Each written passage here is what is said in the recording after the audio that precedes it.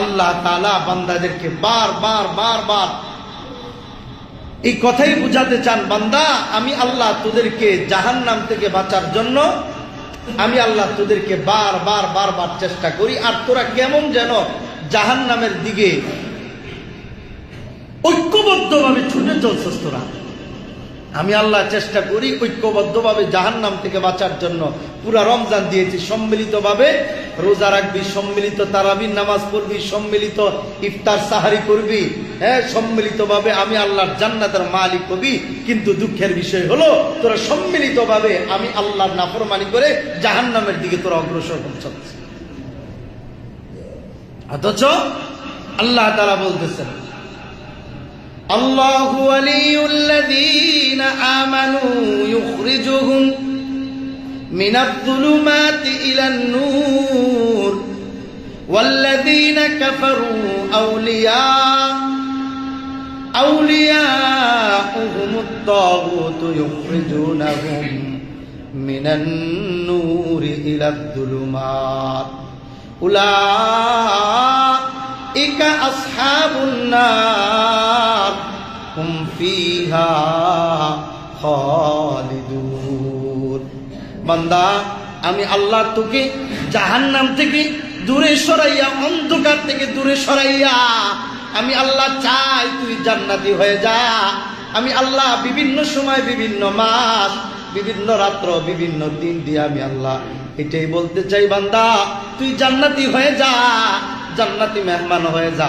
তারপরেও তোরা বন্ধু বান্ধবের পাল্লায় পড়ে, নাফরমানিদের পাল্লায় পড়ে আমি আল্লাহর নাফরমানি করে, নবীর হাদিসকে সুন্নাহকে অমান্য করে আস্তে আস্তে জাহান্নামের দিকে চলে যাস। অথচ বুঝুস না এই দুনিয়া শেষ না, আরেকটা জগৎ আছে। এই একটা জগৎ, আরেকটা জগৎ আছে, এটা হলো পরকাল। ওই পরকালে আমি আল্লাহর সামনে তোর দাঁড়াতে হবে, আমি আল্লাহর সামনে দাঁড়াতে হবে।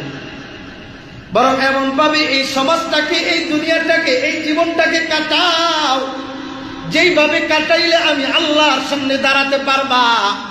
এই জন্য আল্লাহ তাআলা বান্দার বিবেকটা খোলার জন্য আল্লাহ তাআলা বলতেছেন, সব কিছুর তো হিসাব দিতে হবে, প্রত্যেকটা কথার হিসাব দিতে হবে, প্রত্যেকটা কাজের হিসাব দিতে হবে, সাথে সাথে প্রত্যেকটা কদম তুমি যে ফালাইছো প্রত্যেকটা কদমের হিসাব আমি আল্লাহর কাছে দিতে হবে। মা মিন আবদিন ইয়াখতু খুতওয়াতান ইল্লা সুইলা আনহা ইয়াউমাল কিয়ামাতি মা আরাদা বিহা। আল্লাহ তাআলা নবীর মাধ্যমে বলেন, ও বান্দা প্রত্যেকটা কদম যে তুমি দিয়েছো, ঘর থেকে বের হওয়ার পরে প্রত্যেকটা কদম তুমি কি পাওয়ার জন্য, কি উদ্দেশ্যে ফেলাইছো, আমি আল্লাহর কাছে প্রত্যেকটা কদমের হিসাব দাও। এরপরে তুমি জান্নাতের দিকে অগ্রসর হইবা, অন্যথায় কদমের হিসাব দেওয়া ছাড়া আমি আল্লাহর জান্নাতের মালিক তুমি হইতে পারবা না। সব কিছুর হিসাব দিতে হবে, এমনকি কদমের হিসাবও দিতে হবে।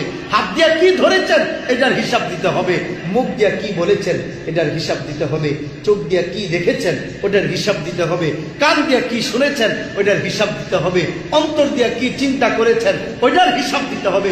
সাথে সাথে আপনি কি পাওয়ার জন্য, কি উদ্দেশ্যে প্রত্যেকটা কদম ফেলছেন, প্রত্যেকটা কদমের হিসাব আল্লাহর কাছে দিতে হবে। ও দুনিয়ার মুসলমান, এত সহজ না। আল্লাহ খাওয়ান, পরান, সুস্থতা দেন, হাত দিয়েছেন, পা দিয়েছেন, চোখ দিয়েছেন, জবান দিয়েছেন, নাক দিয়েছেন, কান দিয়েছেন, বিবেক দিয়েছেন, পাগল বানান নাই।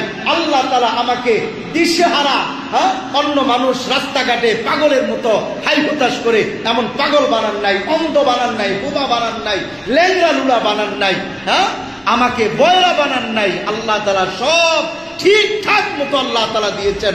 আল্লাহ কি আমার কাছ থেকে কিছু নিবেন না? কিছু চান না আল্লাহ তাআলা? আমরা সমাজের কিছু দিলে কিছু চাই, কিছু দিলে তার কাছ থেকে কিছু পেতে চাই। মাসে 10,000 টাকা বেতন দেই, পুরা 30টা দিন তার কাছ থেকে পরিশ্রম নেই। 20,000 টাকা দেই, তাকে 30টা দিন তার থেকে পরিশ্রম নেই। অথচ রব আমাকে এমন এমন নিয়ামত দিয়ে রাখছেন যা পুরা দুনিয়া বিক্রি করে হলেও একটা নিয়ামত দেওয়া যাবে না।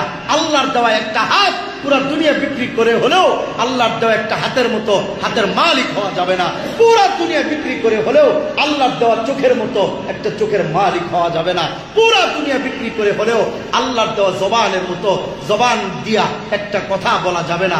পুরা দুনিয়া বিক্রি করে হলেও আল্লাহর দেওয়া পায়ের মতো একটা পা বানানো যাবে না। পুরা দুনিয়া বিক্রি করে হলেও আল্লাহর দেওয়া মস্তিষ্কের মতো একটা মস্তিষ্ক বানানো যাবে না। তো যেই রব আমাকে এত কিছু দিয়ে রাখছে, ওই রবকে কি কিছু দেওয়া দরকার নাই? 30 দিন পরিশ্রম দেওয়ার পরে দেয় 10,000 টাকা, আর পরিশ্রম ছাড়া দিয়েছেন অগণিত টাকার মালিক, অগণিত সম্পদের মালিক বানিয়ে দিয়েছেন। কোনো পরিশ্রম দেই নেই। মার পেটে কি পরিশ্রম দিয়েছেন? আল্লাহকে ডাকিও নাই, কিন্তু আল্লাহ হাত পা অঙ্গ প্রত্যঙ্গ সব কিছু আমার আপনার মধ্যে দিয়েছেন। তাকাদা একটাই, ইয়া বাগিয়াল খাইরি আকবিল ওয়া ইয়া বাগিয়াশ শাররি আকসির। ও নেকি করনে ওয়ালা, নেকির কাজ বাড়িয়ে দাও। ও গুনাহ করনে ওয়ালা, গুনাহ ছেড়ে দাও, গুনাহ ছেড়ে দাও, গুনাহ ছেড়ে দাও। কারণ আমি আল্লাহর সাথে গুনাহগারের কোনো সম্পর্ক নাই। তুমি যত বড়ই ব্যক্তি হও না কেন, যত বড়ই টাকা পয়সার মালিক হও না কেন, যতই ধন সম্পদের মালিক হও না কেন, যতই ধন দৌলতের মালিক হও না কেন, কিন্তু তোমার সাথে গুনাহ আছে, আমি আল্লাহর সাথে তোমার কোনো সম্পর্ক নাই, কোনো সম্পর্ক নাই। তোমার বাবা নবী, তোমার সাথে গুনাহ আছে, আমি আল্লাহর সাথে তোমার সাথে কোনো সম্পর্ক নাই। তোমার ভাই নবী, তারপরও তোমার সাথে কোনো সম্পর্ক নাই। তোমার মা নবী, তারপরও কোনো সম্পর্ক নাই। অথচ তোমার বাবা নবী না, তোমার মা নবী না, তোমার বাবা আলেম না, তোমার মা আলেম না, কোনো আলেম, তোমার সন্তানও কোনো আলেম না, কিন্তু তোমার সাথে নেকি আছে, আমি আল্লাহ তোমার সাথে আছি। নেকি নাই, আমার সাথে তোমার কোনো সম্পর্ক নাই। আমি আল্লাহর সাথে সম্পর্ক করতে হলে নেকি বাড়াও। আমি আল্লাহর সাথে সম্পর্ক করতে হলে নেকি বাড়াও, গুনাহ ছাড়াও। হোক সেটা চোখের গুনাহ, হোক সেটা জবানের গুনাহ, হোক সেটা কানের গুনাহ, হোক সেটা বিবেকের গুনাহ, হোক সেটা অন্তরের গুনাহ। গুনাহ ছাড়তে হবে। রমজানের তাকাজা এটাই, গুনাহ ছাড়ো। এই জন্য আল্লাহ তাআলা বলতেছেন, ইয়া আইয়ুহাল্লাযীনা আমানু কুতিবা আলাইকুমুস সিয়াম কামা কুতিবা আলাল্লাযীনা মিন ক্বাবলিকুম লাআল্লাকুম তাত্তাকুন। ও বান্দা, আমি আল্লাহ রমজানের রোজাটা তোমাদের জন্য ফরজ করেছি। কি জন্য জানোনি? যেন তোমরা মুত্তাকি হতে পারো, তাকওয়াবান হতে পারো।